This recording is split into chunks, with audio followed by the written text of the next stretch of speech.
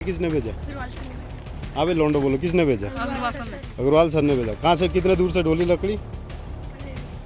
कितना कितना होगा? करीबन 500 किलोमीटर, 500 मीटर तो होगा। उत्तराखंड को शर्मसार करने वाली ये खबर सामने आ रही है। जी हाँ, इससे पहले भी हमने आपको एक खबर दिखाई थी जिसमें कि उत्तराखंड की एक बेटी देहरादून की दीवारों पर ये लिखते हुए नजर आ रही थी कि बेटी बचाओ बेटी पढ़ाओ। आज दिसंबर 9 तारीख है और आप ये जानते हैं कि देहरादून में 8 और 9 तारीख को ग्लोबल इन्वेस्टर्स समिट हो रहा है, जिसमें कि स्वयं प्रधानमंत्री मौजूद थे। उस समिट में उन्होंने कई बड़ी बड़ी बातें भी करी, कई बड़े बड़े खुलासे भी करे और कई बड़े बड़े वादे भी करे, मगर उन्होंने ये भी कहा था कि उत्तराखंड का आने वाला दशक युवाओं का होगा।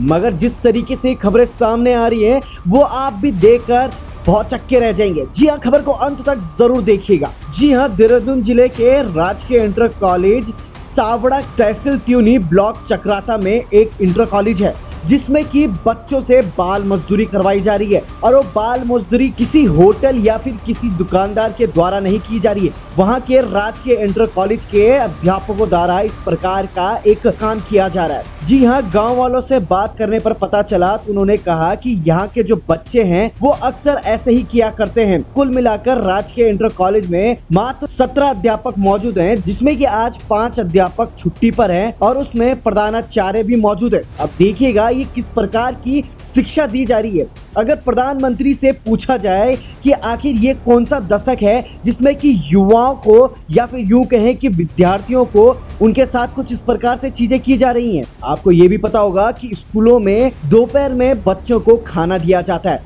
और उस खाना बनाने के लिए आग की जरूरत पड़ती है या फिर यूं कहें कि गैस की जरूरत पड़ती है। क्या सरकार इनको गैस नहीं दे पा रही है या फिर विद्यालय में सही समय पर गैस सिलेंडर उपलब्ध नहीं हो पा रहा है, जिसकी वजह से ये बच्चों को, और एक नहीं दो नहीं बल्कि कई बच्चे ऐसे हैं जो कि 500 मीटर दूर जंगल में जाकर लकड़ियां चुनकर ला रहे। और ये लकड़ियों का ढेर देखकर आप भी हैरान जरूर होंगे। ये वही ढेर है जो कि जंगल से लाया गया है। अब ये देखिएगा ये कौन सी शिक्षा चल रही है, ये कौन सी नीति है ऐसे भारत सरकार की शिक्षा में, जिसमें कि स्वयं बच्चों को अपना पेट भरने के लिए लकड़ी चुनकर जंगल से लानी पड़ रही है। और हद तो तब हो गई जब स्वयं अध्यापकों ने बच्चों से कहा कि जाओ जंगल में जाकर लकड़ियां चुनकर लेके आओ और तभी तुम्हें खाना मिलेगा। और सोचिएगा कि ये कौन सा स्कूल चल रहा है, ये कौन सी शिक्षा चल रही है जिसमें कि 5 अध्यापक एक साथ छुट्टी में चले जाते हैं और उसमें प्रधानाचार्य भी मौजूद होते हैं। ये कौन सी शिक्षा है और ये कौन सी शिक्षा नीति है उत्तराखंड में चल रही है। ये तो वही बात हो गई कि शिक्षा के नाम पर बच्चों से बाल मजदूरी,